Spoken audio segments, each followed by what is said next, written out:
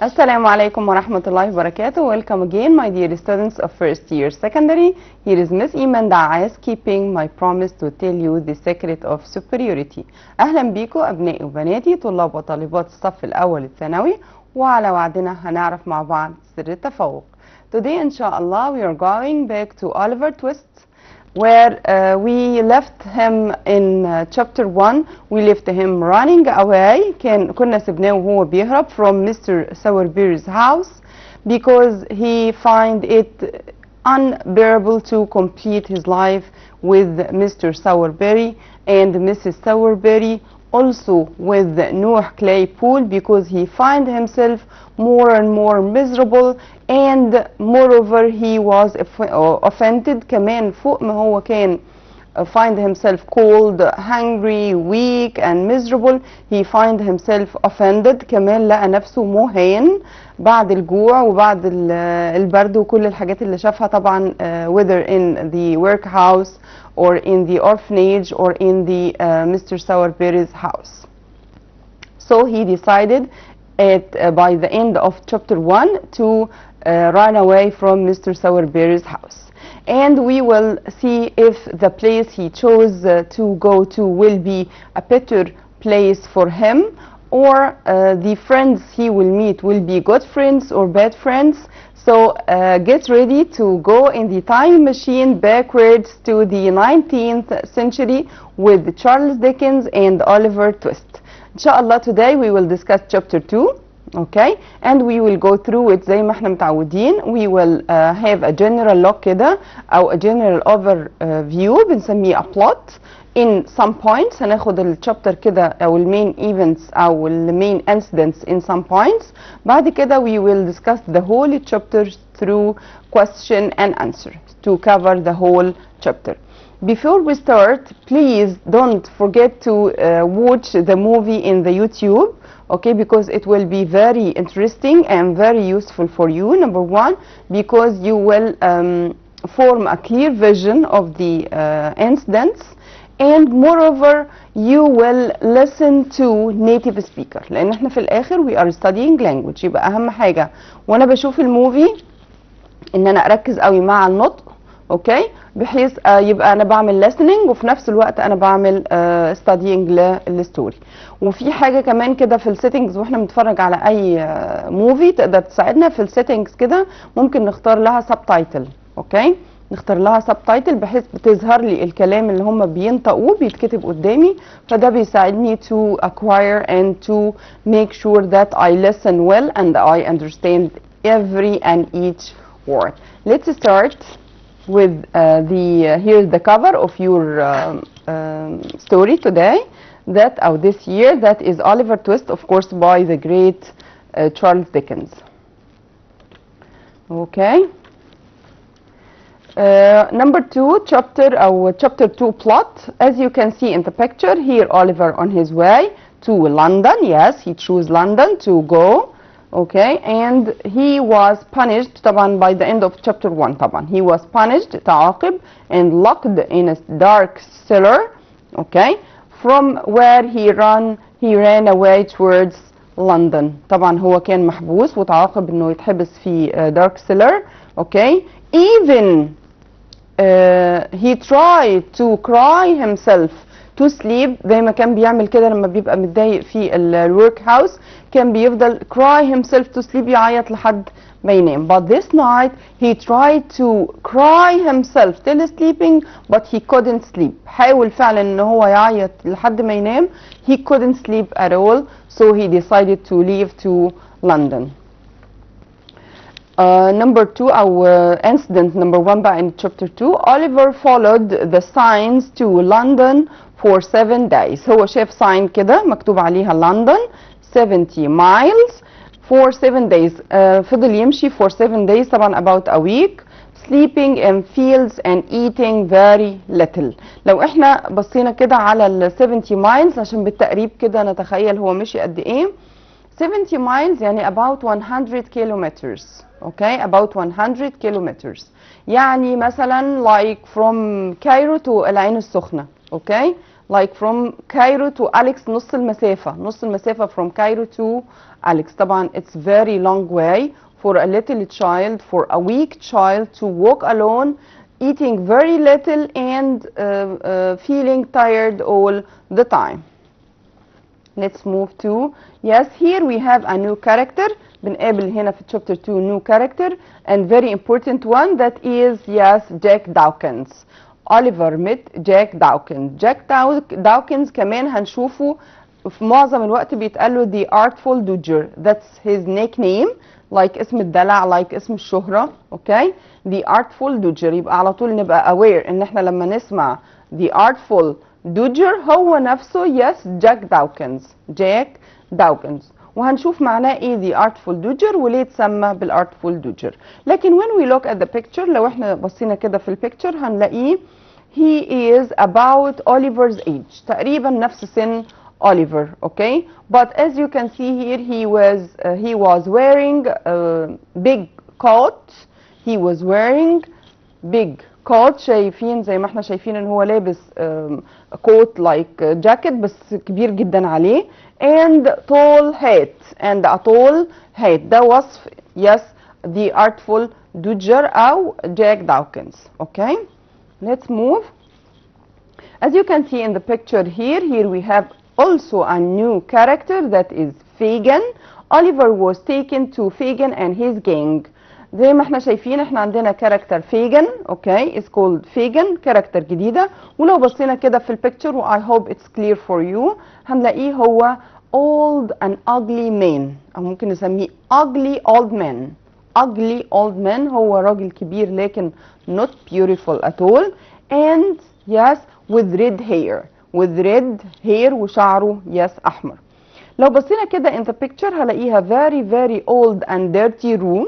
أوضة old قديمة و dirty في نفس الوقت, و there are many poor boys, وفيها many poor boys like Oliver. فيها أطفال كتيرة poor like Oliver, وفيها كمان جاك داوكنز.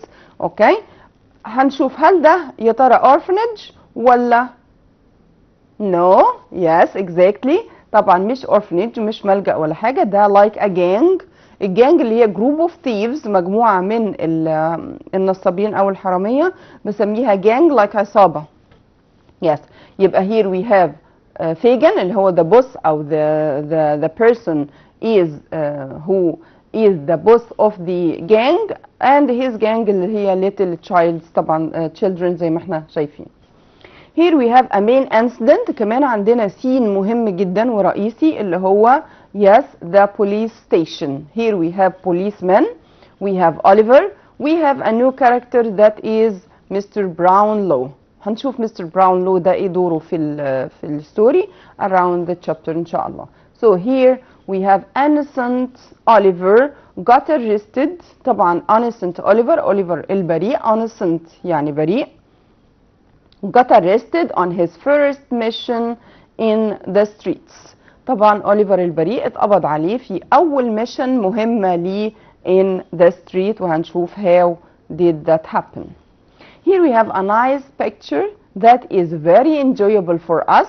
We see here Oliver. طبعا احنا متعودين ان احنا بنشوف Oliver poor with old clothes and feeling cold, feeling miserable, but here is a nice picture that where is Oliver is sleeping in a comfortable. Yes, at last Oliver slept in a warm and comfortable bed.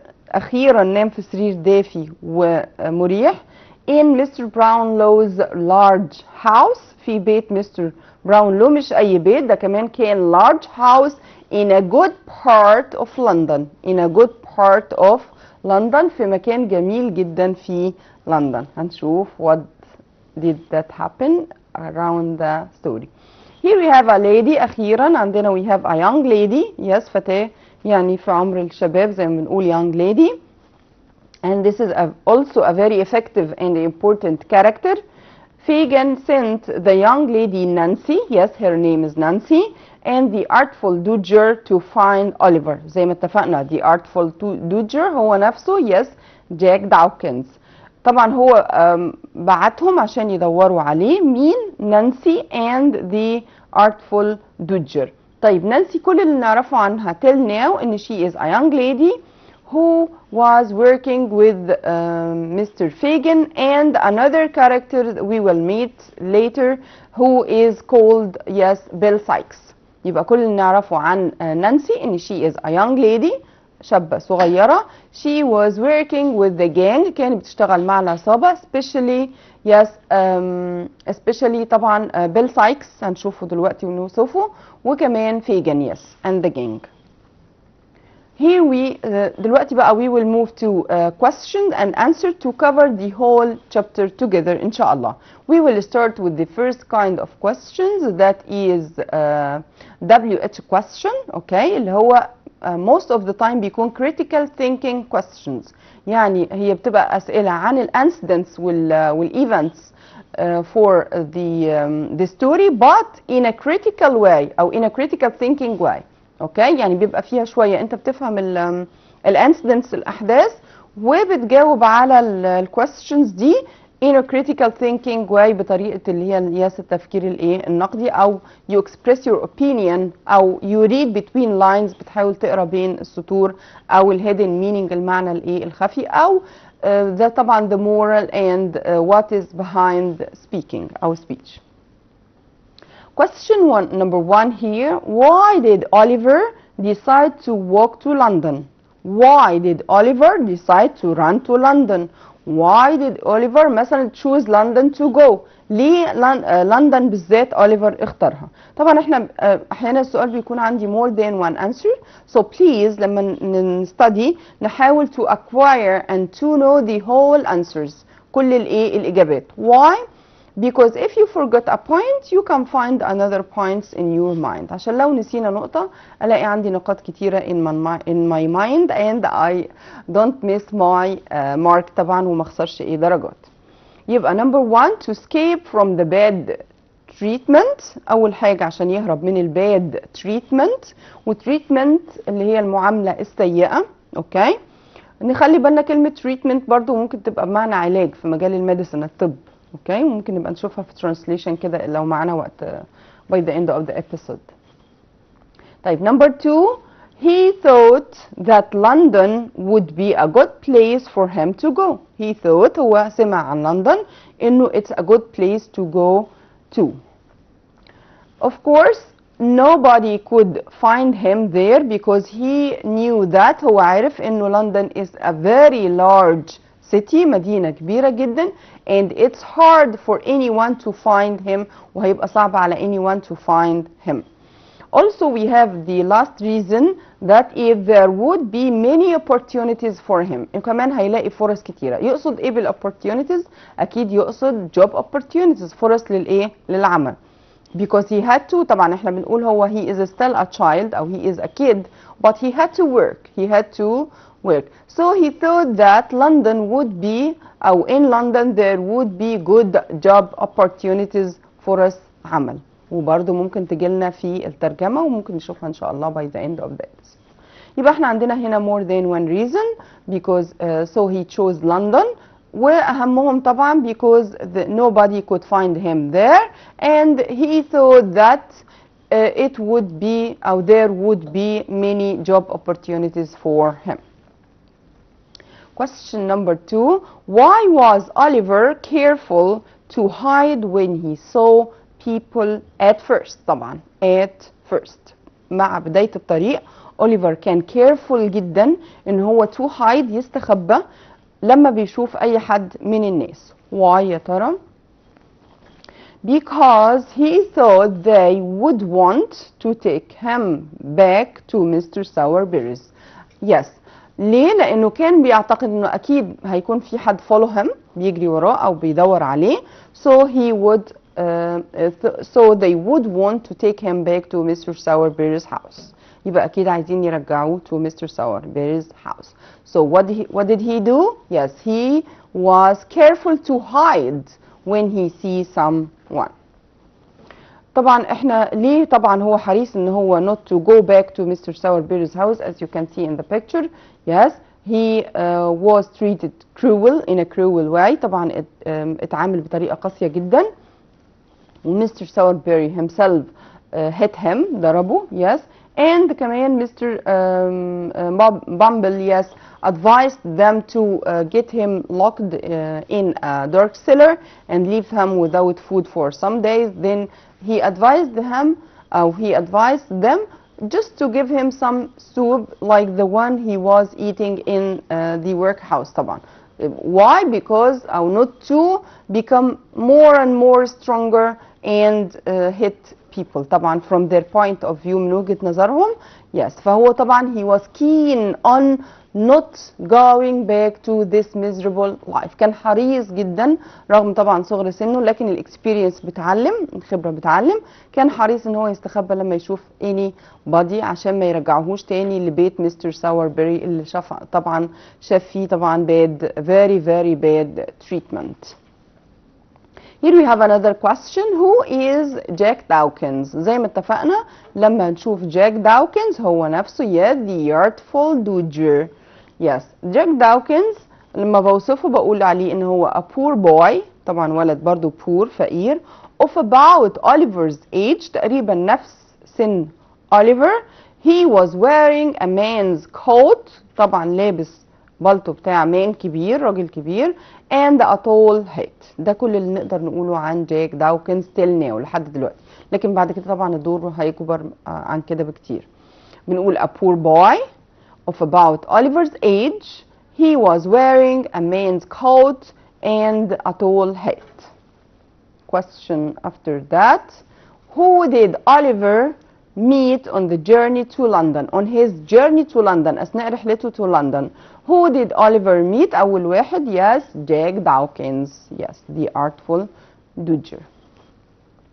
How was Jack Dawkins helpful to Oliver at first? When you look at the picture, Oliver here is yes he's eating okay as you can see. طيب how Jack Dawkins helpful ازاي كان Jack Dawkins helpful متعاون مع Oliver at first طبعا في البداية. He bought Oliver a meal اشترى له a meal وجبة and showed him the way to London وورى له الطريق to London. So it's يعني for the every or the very beginning for Oliver he is a very kind person. He bought me a nice meal and he will show me the way. So عشان كده بنقول my dear students and my dear boys and girls طبعا don't be cheated ما نتخدعش طبعا في مظاهر الناس اوكي لانه بعد كده هنعرف ان he is a bad person وكل الكلام ده كان pretending بس كده ايه بيتظاهر ان هو helpful to زي ما بنقول كده to grab him to the gang عشان ياخدوا معاه in the gang. So be careful. Not all زي ما بنقول عليها كده not all shines yes is a diamond. مش كل اللي بيلمع ماس اوكي. يبقى بنبقى حذرين واحنا بنتعامل especially with new people مع الناس الجديدة to find out بقى هل هم good people or bad people of course. A question بعد كده when did Oliver think he should run away again؟ امتى أوليفر حس ان هو لا ده انا لازم اهرب تاني بقى no way. لو بصينا كده in the picture هلاقيها yes when he saw some streets الستريتس بقى اللي مشوا فيها Jack Dawkins and Oliver in London that were poor and dirty yes when he find these streets in London were poorer. كمان لو قرينا التكست الستوري بتاعتنا هنلاقيه كاتب لك كده انه the streets where Oliver and Jack Dawkins went were dirtier and poorer than any streets Oliver has seen before. اوكي يعني كانت اقذر وافقر من اي شارع مشي فيه أوليفر قبل كده. So he thought that I should run away again. Yes ده انا كده لازم اهرب ايه تاني. طيب دي كاركتر بقى فيجن. Yes what was Fagin like؟ لما اسأل على مظهر شخص او صفات شخص فبقول what was X او فلان like. اوكي لما يجي لي سؤال بوصف فيه فيجن it's very simple بنقول he was an ugly old man with red hair. طبعا ugly old man with red hair احنا قلنا شكله قبيح وراجل كبير وكمان his with red hair بشعر ايه yes red hair. here we have what do Fagin and the boys do for a living. لما اسال عن شخص what does a person do for a living معناه هو بيشتغل ايه او بيكسب قوته زي ما بنقول من ايه. اوكي يبقى what do Fagin and the boys do for living يعني بيعيشوا ازاي او بيكسبوا فلوسهم ازاي. طبعا they are a gang. اوكي هم عصابة gang. اوكي يبقى of course from stealing people's stuff طبعا من سرقة الايه اشياء الناس. نشوف نجاوبها ازاي.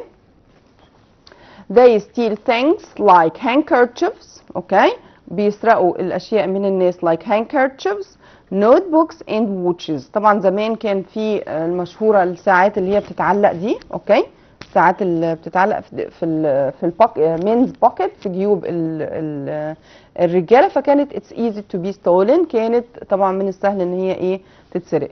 كمان كان الناس بتستخدم handkerchief اللي هي like tissue like مناديل. اوكي لكن بنسميها ايه cotton made of cotton مصنوعه من او احيانا بتبقى made of silk من الحرير. فكانت بتبقى very precious handkerchief مش مناديل كده عاديه لا ده كانت بتبقى غاليه جدا. وكان بيبقى عليها كمان ماركس كده ممكن يتشغل عليها اسم الانسان او كده. فكانت بتبقى very distinctive and very precious. كمان كانت بتتسرق من الناس. يبقى اهم الحاجات اللي كانوا they steal handkerchief اللي هي المناديل زي ما قلنا handkerchiefs watches and notebooks كمان الاجندات اللي هي الصغيره او الكتيبات الصغيره دي برضو كانت بتبقى very precious. كانت they steal it.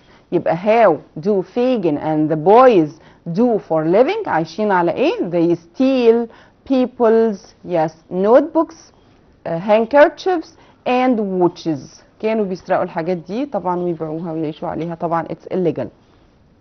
يعني باختصار اقدر اقول they were thieves. they were thieves كانوا yes لصوص. let's move to another question. نروح لسؤال تاني. what did Oliver think of Fagin after seeing the jewelry.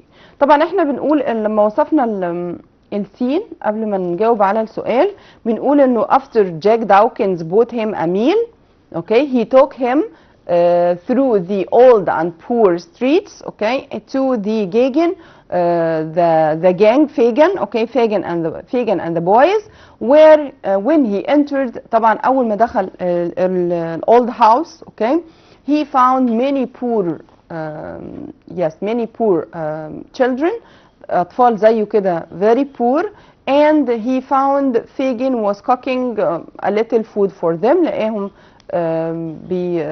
بيطبخ لهم اكل كده بسيط and when Fagin saw him he gave him some food and because Oliver was very tired طبعا he ate quickly and felt asleep okay and felt asleep على طول او slept على طول ايه quickly على طول نام.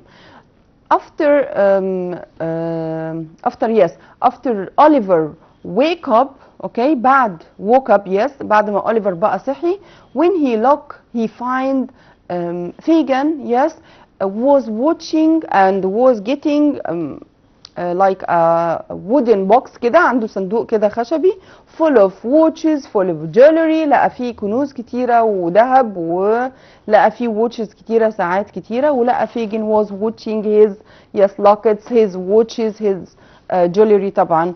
فأول ما شافه yes Oliver وشاف الحياة أو فكر في الحياة اللي هم عايشينها دي طبعا he thought that this man must be a miser. لازم يكون الراجل ده yes a miser like mean بخيل جدا لأنه عنده كل الجولري دي ومع ذلك عايش في old house وبيلبس old clothes والأطفال اللي معاه طبعا very برضو poor. But at first طبعا لكن في الأول طبعا كان أوليفر very honest ومش عارف أي حاجة بريء جدا. فكر قال لا أكيد هو بيستخدم الواتشز والجولري دي to feed the children عشان يطعم أو يصرف على الchildren. لكن نرجع بقى لسؤالنا what did Oliver think of Fagin after seeing the jewelry. بعد ما أوليفر شاف الجولري بقى فكر ازاي في Fagin. Yes he thought that Fagin is a miser. Fagin is a miser ومايزر زي ما قلنا like mean بتساوي مين بالظبط. خلينا نشوفها كده على on the data.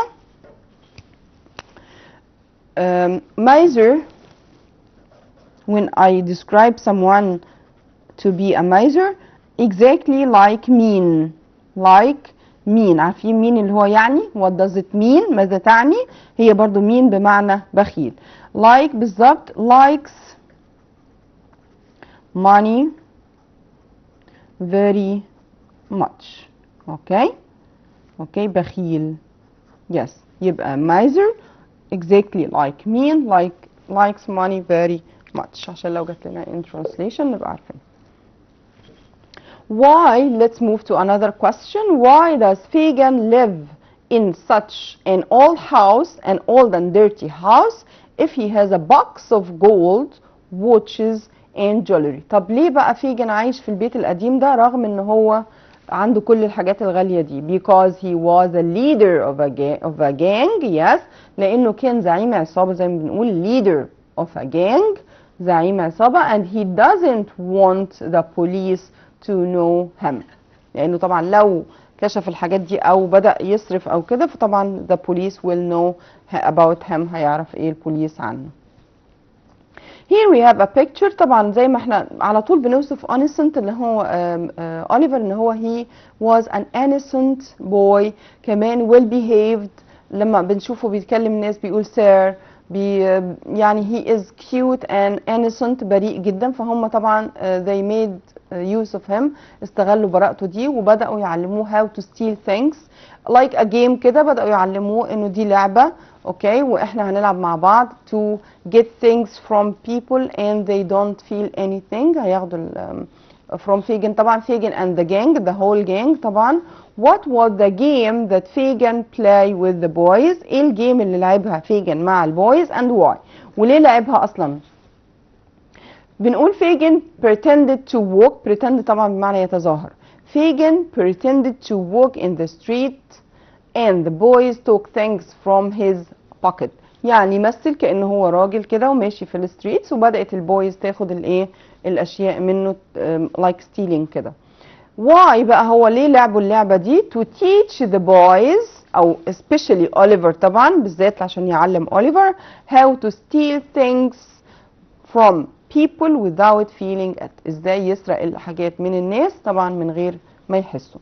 وطبعا لانه innocent he find it very funny، لقوه يعني لانه بريء طبعا بدأ لقاها طبعا حاجة funny جدا، حاجة مضحكة، وبدأ ان هو to play with them. But when he went to streets and saw them got things from real persons، لكن لما بدأ ينزل الشارع ويشوفهم بياخدوا الحاجات دي من ناس حقيقية وهم فعلا ما بيحسوش he realized that أدرك إنه they were thieves. They were thieves. Yes. Here we have another question. Why do you think Fagin threatened Oliver with a knife؟ طبعا هو لما شافه لما شاف أوليفر صحي من النوم وشاف الحاجات دي فبدأ to threat him، يهدده بالنايف. ليه بقى بدأ يهدده؟ to make sure that Oliver would neither steal his jewels، عشان يتأكد ان أوليفر يخاف وما يسرقش اي حاجة من his jewels، واللي اهم من كده nor tell anybody where he kept them، وانه ما يقولش لأي حد where he kept them، هو مخبيها فين. Here we have a scene. طبعا برضو important scene، مشهد تاني in the street في الشارع. When did Oliver realize that Charlie and the Artful Dodger were thieves؟ طبعا تشارلي بيتس ده برضو أبوي من الجانج، و the Artful Dodger برضو أبوي تاني بدأ يخرج معاهم بقى in missions في مهمات للشارع. امتى بقى realize that they were thieves؟ امتى أدرك ان هم they were thieves؟ هنشوف مع بعض. When he saw them trying to rob Mr. Brownlow in the street. طبعا لما شافهم بيحاولوا يسرقوا Mr. Brownlow اللي هو المين كاركتر برضو هنقابله بعد كده في الستريت in the street. طبعا أدرك ان هم they were thieves. Let's move to another scene. Here is Oliver is very tired and ill. Okay. Why? Poor boy. في هنا عندي quotation. Poor boy. Somebody call a coach. He must come home with me. مين قال الكلام ده؟ طبعا أكيد هنتسأل. Who said this? These words. Who said these words؟ طبعا yes Mr. Brownlow. Why did the speaker want to take the boy to his house? ليه كان عايز ياخد البوي طبعا اللي هو أوليفر to his house? Of course because the boy fainted لأن أوليفر fainted أغمى عليه. He wanted to look after him وكان عايز يعتني بيه. طيب ليه بقى كل الكلام ده حصل؟ احنا بنقول انه at his أو in his first mission في أول مهمة ليه in the street he realized that the boys were thieves. أدرك إنه تشارلي بيتس و the Artful Dodger and the all boys are thieves. Okay, so once he realized مجرد ما هو أدرك بدأ برضه في نفس الوقت Mr. Brownlow to feel the boys when they are getting or trying to rob him. Okay, and he turned over and say and the people began to cry thief thief stop thief يعني امسك ايه حرامي زي ما بنقول كده in Arabic. Okay, but Oliver because he was innocent he began to run away بدأ يجري. Yes, so the people thought that Oliver the boy who was running is the real thief, so they took him in a cruel way. طبعا the policeman grabbed him بدأ يسحبوا البوليسمان to the police station. طبعا مع البيرسون اللي كان بيحاولوا يسرقوا اللي هو يس اكتشفنا بعد كده ان هو مستر براون لو. مستر براون لو is the first kind man in the story. ده أول kind man بيقابله in the story. طبعا لما راحوا عند الماجستريت وبدأ ان هو يحاكمه and Oliver was told that he will get into prison. خلاص هيتحط في السجن.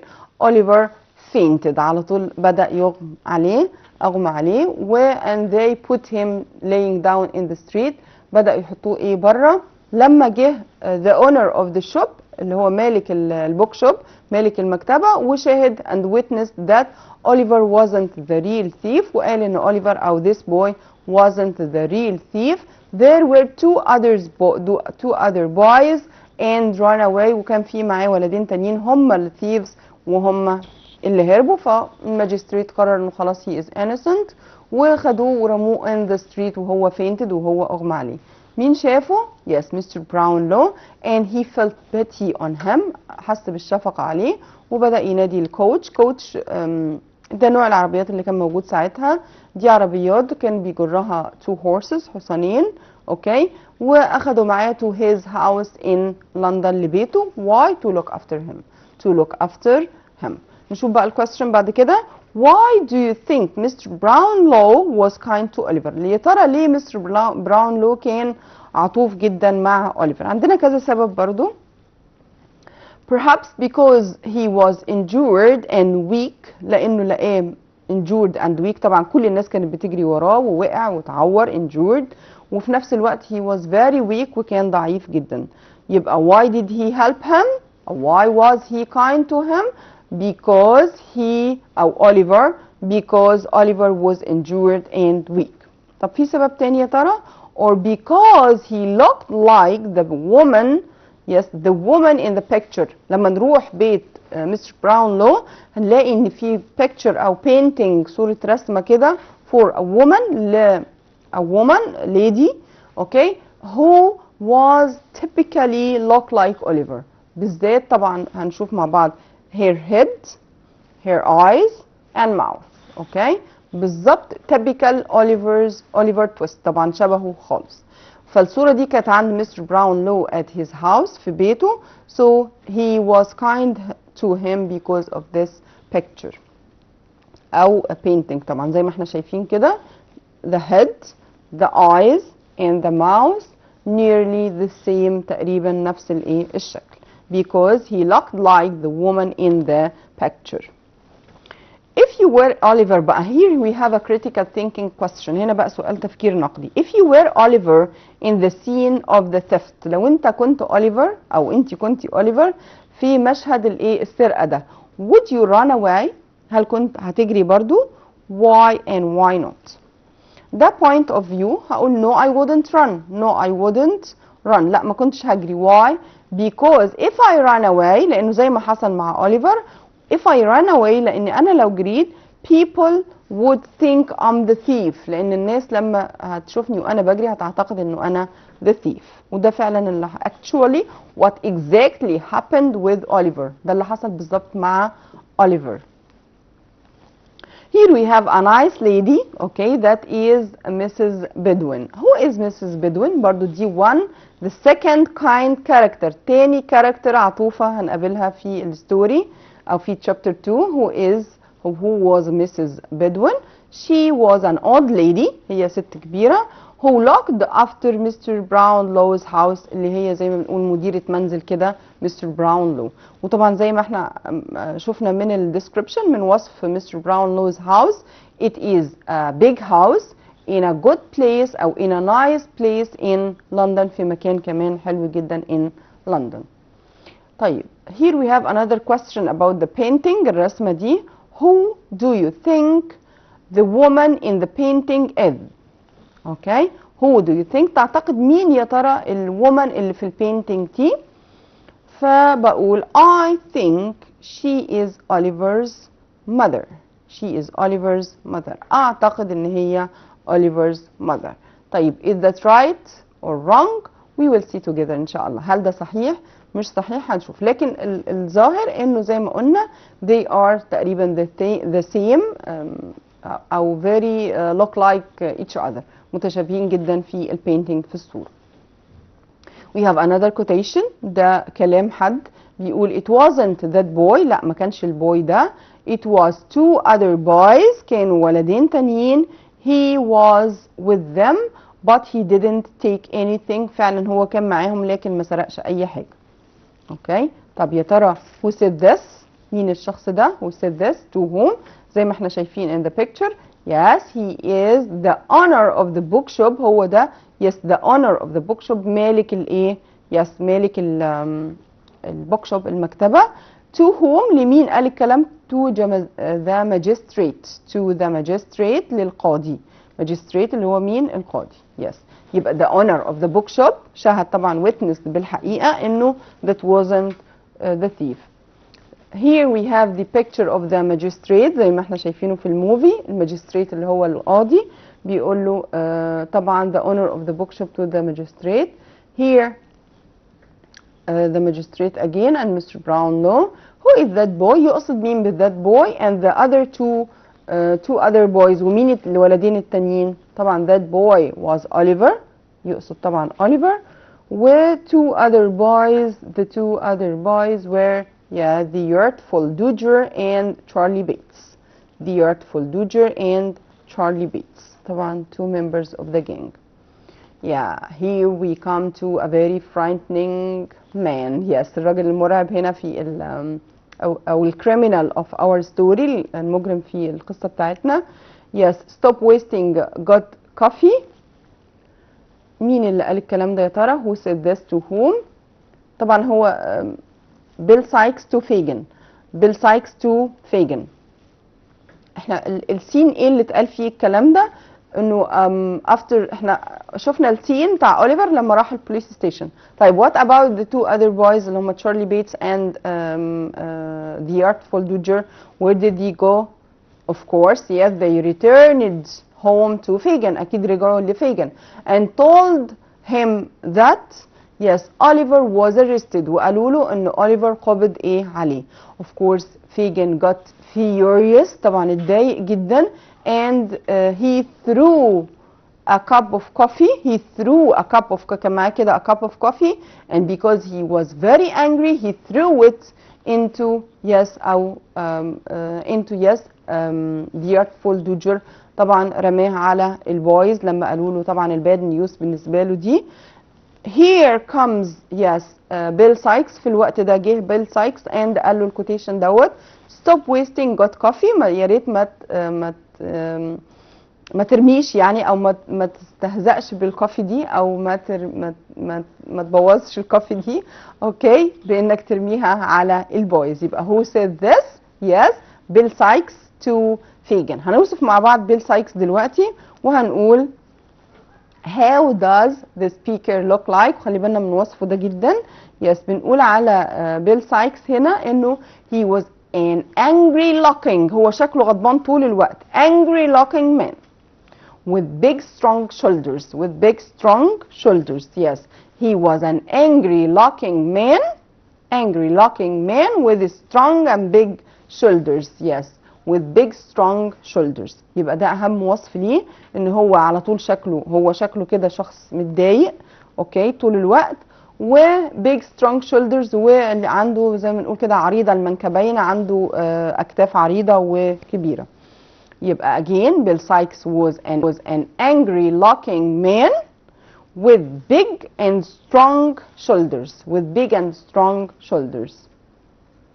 here we have what happened that led the person to waste the coffee طب ايه اللي حصل خلى person to waste the coffee يضيع الكافي او يرميها he heard that Oliver was caught by the police عرف انه Oliver اتمسك من البوليس has it gone ده quotation تاني طبعا جديد has it gone well done I felt nothing you're a clever boy you will be as successful as the Artful Dodger yes اذا انت خلاص خلصت ده انا ما حسيتش باي حاجه you will be a clever boy يعني انت هتكون ناجح جدا زي الارتفول دوجر طبعا ارتفول دوجر اللي هو اللي بنسميها كده المراوغ الداهيه زي ما احنا شايفين اوكي ودي طبعا وصف لانه he is a thief اوكي he is a thief who said this to whom Fagin said that to Oliver بقى اثناء الجيم لما كان بيتعلم انه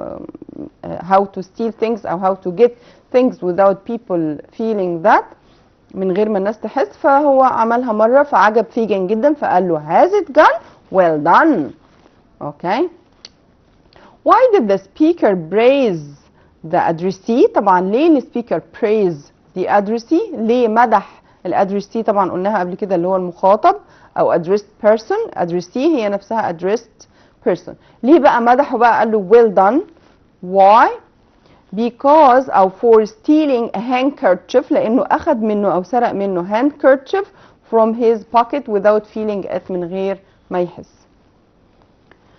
Why did he do that؟ طب وليه عمل كده؟ Fagin did that عمل كده to teach Oliver عشان يعلم Oliver how to steal people things in the streets عشان يعلمه ازاي يسرق الحاجات من الناس. Here we have another quotation between Fagin and Oliver. They are well made, aren't they? They are well made. ده دي معمولة ايه او صناعتها كويسة جدا او حاجة ذات جودة عالية يعني. Who said this to whom? أكيد yes Fagin to Oliver. What were they talking about? يا ترى كانوا بيتكلموا عن ايه؟ About some notebooks عن some notebooks اللي هي اللي بنسميها دلوقتي أجندة او اللي هي مفكرة اوكي لكن زمان طبعا كانت بتتعمل من natural leather من جلد طبعا طبيعي وكانت بتبقى زي ما قلنا very precious and expensive. Who brought these things and how؟ مين يا ترى اللي جاب النوت بوكس دي وهاو وازاي؟ Yes Jack Dawkins brought them. Jack Dawkins هو اللي جابها. How؟ He stole them from people. سرقها من الناس. He stole them from people. Here we have another quotation that is by the end of chapter 2. ده مع نهاية بقى chapter 2 اتقال الquotation ده هنشوف مين قاله and to whom. Don't stop until you find him. Not even for a minute. Not even for a minute. ما توقفوش لحد ما تلاقيه ولا حتى تستنوا for a minute ولا حتى دقيقة واحدة. Who said this? To whom? Yes, as you can see in the picture طبعا Fagin to Nancy and the Artful Dodger. To Nancy and the Artful Dodger. Nancy طبعا تاني بنقول ان هي a young lady who was worked with Fagin and Bill Sikes especially يعني Bill Sikes كان شغلها الأساسي مع Bill Sikes. Young lady who worked with the gang Fagin and yes Bill Sikes. So by the end of chapter 2 أو مع نهاية بقى chapter 2 بدأ طبعا after discussing and Fagin told Bill Sikes what happened to Oliver. They were very afraid. Yes, that Oliver would tell the police about their place and what were they doing and what they were doing. طبعا كانوا خايفين لا يجيب لهم البوليس لحد عندهم ويقول له ايه هما بيعملوا ايه بالظبط. So Fagin and Bill Sikes decided they must get back. They must get Oliver back. قرروا انه لازم يرجع ولازم يلاقوه او لازم على الاقل to find out what happened to him. يكتشفوا ايه اللي حصل له. So they told هم بقى مين اللي هيقوم بالمهمة دي؟ Yes نانسي اللي هي اليونج ليدي and yes اللي هو the Artful Dodger اللي هو المراوغ الايه الدهية دوت او Jack Dawkins together and they gave them money and told them don't stop even for a minute. ما توقفوش خالص دايما تدوروا عليه لحد ما تلاقوه حتى ما نقفش for even for a minute. So let's move to the following question. Who did they want to find? مين يا ترى اللي كانوا عايزين يلاقوه؟ Who did they want to find? أكيد yes Oliver Twist of course. Why was it necessary for them to find that person? ليه كان مهم جدا بالنسبة لهم to find that person? Because they were afraid he would tell the police about them. لأن زي ما قلنا كانوا خايفين إن هو يقول عليهم للبوليس. Because they were afraid he would tell the police about them. طبعا don't forget طبعا احنا by the end of each chapter مع نهاية كل chapter طبعا بيكون عندي في الستوري بتاعتنا بيكون في الآخر كده بيكون في some questions أسئلة على كل chapter موجودة في نهاية الستوري بتاعتنا التكست بوك اوكي. لكن احنا عايزين نستغل بقى الوقت هنا ونشوف كده some translation ترجمة related to some vocab كده لبعض الكلمات اللي قابلناها في chapter 2. نشوف كده مع بعض. Here we have a translation on the data طبعا نشوف مع بعض on the data. المشاريع الكبيرة أو إن المشاريع الكبيرة توفر فرص عمل للشباب. اوكي المشاريع الكبيرة بنسميها huge أو large أو mega. اوكي ميجا عارفين ميجا اللي هي حاجة كبيرة يعني ممكن نقول ميجا projects. اوكي توفر فرص عمل للشباب توفر يعني تقدم. اوكي provide job احنا بقى اللي خدناها في الستوري job yes opportunities. احنا اتفقنا ان opportunities اوكي opportunities اللي هي فرص ايه فرص عموما دي فرص. اوكي لما اجيب قبلها كلمة job يبقى فرص ايه عمل فرص عمل job opportunities for طبعا youth اللي هو مين او the youth اللي هو الايه الشباب. اوكي يبقى mega projects provide job opportunities for youth لمين yes للشباب. نخلي بالنا من كلمة opportunity لوحدها كده. اوكي opportunity لوحدها اللي هي ايه فرصة جمعها طبعا opportunities اللي هي الايه الفرص. طيب here we have برضو related برضو كلمات related للchapter 2 قبلتنا. يحاول الأطباء اكتشاف علاج للسرطان. طبعا احنا متفقين انه in Arabic it's okay to begin with a verb ان احنا اوكي ان احنا نبدأ بفعل في العربي لكن طبعا in English we must start with the subject لازم نبدأ بالفاعل لان ما عنديش like جملة اسمية عن جملة فعلية in English لازم ابدأ بالسبجكت اللي هو مين الفاعل بتاع الجملة. so مين اللي بيحاول الأطباء فهبدأ بالأطباء اقول doctors. اوكي يحاول الأطباء اكتشاف try. اوكي try to find try to discover يجد أو يكتشف. اوكي doctors try to find or doctors try to discover yes treatment. احنا خدنا treatment وقلنا معناها treat أصلا كفعل بمعنى يعامل. اوكي treatment بمعنى معاملة زي ما قلنا Oliver ran away because of the bad treatment at Mr. Sowerberry's house. هو هرب because of the bad treatment من المعاملة السيئة في Mr. Sowerberry's house. اوكي لكن احنا هنا ده another different meaning لكلمة treatment اللي هو العلاج. اوكي يبقى doctors try to find or discover treatment. طيب حد يقول لي يا مستر ممكن نقول medicine؟ ممكن، بس لازم يبقوا الاثنين ايه زي ما بنقول كده حاضرين in our mind، عشان لو نسينا واحدة نفتكر الايه التانية. وطبعا to enrich عشان كمان to add and update our vocabulary، طبعا عشان برضو نزود حصيلة الايه الكلمات بتاعتنا، ويبقى اي يونت او اي تشابتر عمل لنا اضافة. يعني مش بس بقى يعني بنقرا كده التشابتر او بنعدي عليه بس للانسيدنس، لا ده كمان عشان to enrich my vocab، عشان اثري برضو الايه الكلمات بتاعتي واعمل لها اديشن اضافه جديده، وتبقى برضو available معايا كده او common in my mind، موجوده in my mind to use in the translation. So here we know already medicine، نضيف لها كمان كلمه treatment اللي هو الايه العلاج. Okay, so doctors try to discover treatment or medicine yes to او for طبعا كانسر والعياذ بالله ربنا يحفظكم. اوكي اللي هو الايه يس الايه السرطان. So doctors try to discover treatment for cancer، علاج طبعا للايه للسرطان. So let's move to another translation. خلينا نروح لترانسليشن تانية برضو related to our course. طبعا إن السفر للخارج يمكننا من اكتساب خبرات جديدة عن البلدان المختلفة. طبعا احنا زي ما اتفقنا في some words كده in Arabic that we don't have to translate it into English، ملهاش خالص معنى في الانجليش، فانا مش مضطره ان انا اترجمها. وببدا زي ما قلنا من السبجكت. اوكي اللي هو ايه بقى السبجكت بتاعنا؟ الفاعل بتاعنا هو السفر للخارج. So هبدا بقى traveling.